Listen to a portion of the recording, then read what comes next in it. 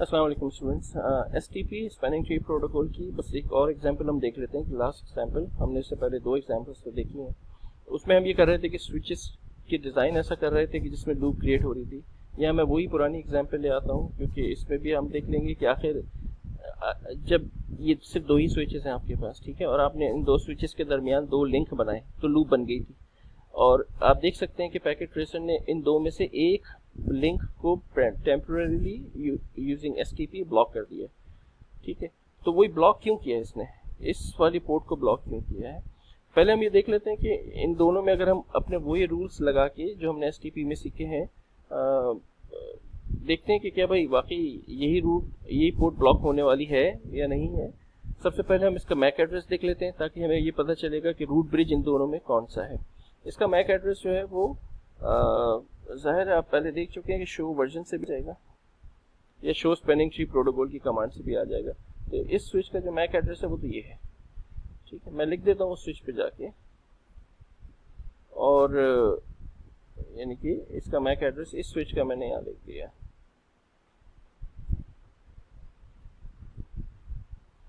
अच्छा, ये इस स्विच का मैक एड्रेस आ गया, ठीक है। दूसरा इस स्विच का मैक एड्रेस जाके देख लेते हैं। शो वर्जन करके मैं इसका भी मैक एड्रेस देख लेता हूँ, और फिर हम देख लेंगे कि इनमें से स्मॉलर नंबर मैक एड्रेस है वो कौन सा है। That would be the root bridge.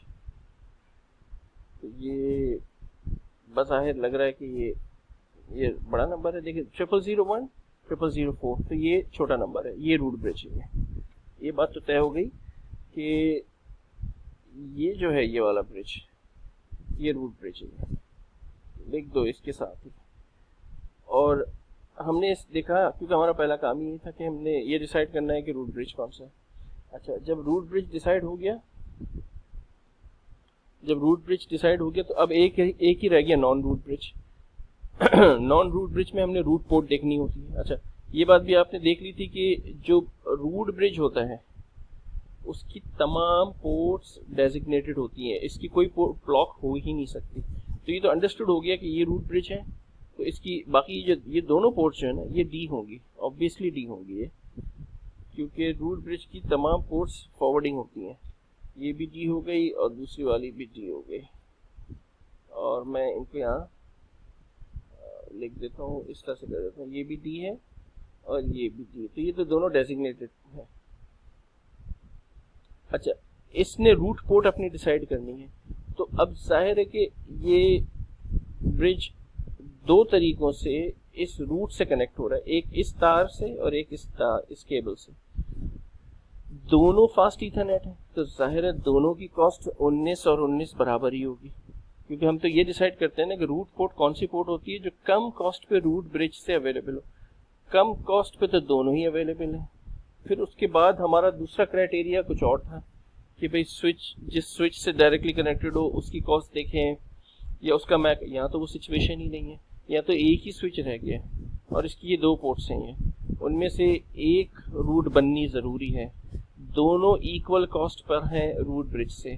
तो भाई अब क्राइटेरिया ये होगा, जो लास्ट एक और जो चीज़ बच गई थी कि इन दोनों में से जो पोर्ट नंबर जिसका कम होगा, यानी फिजिकल पोर्ट नंबर, स्विच में 24 पोर्ट्स होती है ना, तो हर एक का पोर्ट नंबर होता है, पोर्ट नंबर 1 2 3 अप टू 24 या 0 से 23, जो भी पोर्ट नंबर्स आप ले लें। तो इसका जो फिजिकल पोर्ट नंबर है, यानी स्विच पे अगर मैं जाऊँ इसको फिजिकल देखूँ तो इसके पोर्ट नंबर्स होते हैं ये, ठीक है, 1 2 3 4 इस तरह से चलते हैं, 24 पोर्ट्स का स्विच है ये। तो हमने इस लिंक को लगाया पोर्ट नंबर 3 पे और इस लिंक को लगाया पोर्ट नंबर 4 पे, तो जिसका पोर्ट नंबर कम होगा वो रूट बन जाएगी, तो ऑटोमेटिकली दूसरी वाली जो है वो ब्लॉक हो जाएगी। अच्छा, और वह हो भी रही है, आप देख भी सकते हैं हमारे उस स्पैनिंग ट्री के जो एल्गोरिथम है जो हम वर्बली करते हैं उससे भी ये वही हो रही है जो जिसने ब्लॉक की हुई है। आप ये देखें कि अगर मैं इसकी जो पोर्ट नंबर 3 है ना, इसको अगर मैं 6 कर दूं तो अब आप देखिएगा कि आप चाहें तो प्रैक्टिकली खुद भी देख सकते हैं यानी इसकी पोर्ट का नंबर बढ़ा दूंगा तो फिर ये एम्बर हो जाएगी और ये ग्रीन हो जाएगी, ठीक है। ये तो रूट ब्रिज है, ये तो बदलेगा नहीं। अब इन्हीं दोनों में से अगर मैं ऊपर वाले की पोर्ट नंबर बढ़ा दूं तो अब इसका पोर्ट नंबर कम हो जाएगा, तो ये ग्रीन हो जाएगी, ये डेजिग्नेटेड बन जाए, रूट बन जाएगी और वो ब्लॉक हो जाएगी। आप चाहें तो देख लें। मैं ये करता हूँ कि इसका पोर्ट नंबर जो है वो बढ़ा देता हूँ, ठीक है, क्योंकि हम ये कह रहे हैं कि जिसका पोर्ट नंबर कम होता है वो रूट बन जाएगी। तो भाई पोर्ट नंबर वाकई इसका कम है, जिसको बढ़ा देते हैं और फिर चेक। तो अगर मैं इसकी पोर्ट नंबर 3 है, कम पोर्ट नंबर था इसलिए इसने इसको रूट रखा और इसको ब्लॉक कर दिया। अगर मैं इसकी पोर्ट नंबर 3 की जगह 6 कर दूं तो अब आप देखिएगा इसका पोर्ट नंबर बढ़ जाएगा और इसका कम हो जाएगा, तो ये ग्रीन हो जाएगी और ये एम्बर हो जाएगी क्योंकि इसका पोर्ट नंबर बढ़ जाएगा। अच्छा, दूसरे के नेटवर्क में जब भी चेंज होती है तो कन्वर्जेंस इसको कहते हैं, क्योंकि वापस अपनी स्टेबल फॉर्म में आता है, उसको कन्वर्जेंस कहते हैं। तो अराउंड ये 30 सेकेंड लेता है, तो मैं इसको डिसेबल करके वापस लगाऊंगा और फिर देखते हैं कि अराउंड 30-35 सेकेंड्स जो है वो बनते हैं। अच्छा, हम इसको जब डिसेबल करेंगे तो वहीं से टाइम भी शुरू हो जाएगा। मैंने इसको डिसेबल किया और उसके बाद फिर मैं जाके इसको पोर्ट नंबर 6 पे लगाता हूँ और फिर मैं देखता हूँ कि अराउंड ये तकरीबन 30 सेकेंड ले, देखिए अभी 4-5 सेकेंड तो हो चुके हैं।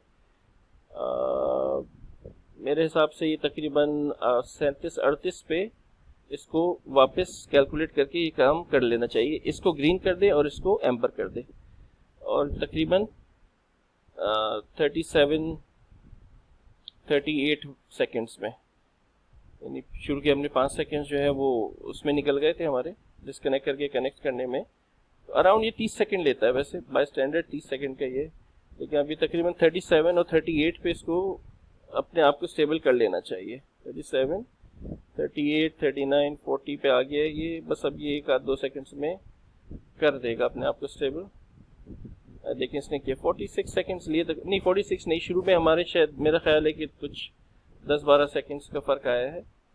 तो ये अराउंड लेता है तकरीबन 30-35 सेकेंड्स अपने आप को स्टेबल करने में। अब आप देखें इसने इसको ग्रीन कर दिया और इसको एम्बर कर दिया, क्योंकि ऊपर वाले जो पोर्ट नंबर है वो ज़्यादा है, कम वाले को इसने इनेबल रखा है, फॉरवर्डिंग स्टेट पर रखा है। तो ये जो चीज़ है इसको भी आप, ये एक सिचुएशन थी, इसके अलावा कई किस्म की सिचुएशंस बन सकती हैं। स्पैनिंग ट्री को आप अच्छी तरह करें हर पॉइंट ऑफ व्यू से, चाहे वो एग्जाम पॉइंट ऑफ व्यू हो, चाहे वो आपके कॉन्सेप्ट के हवाले से हो।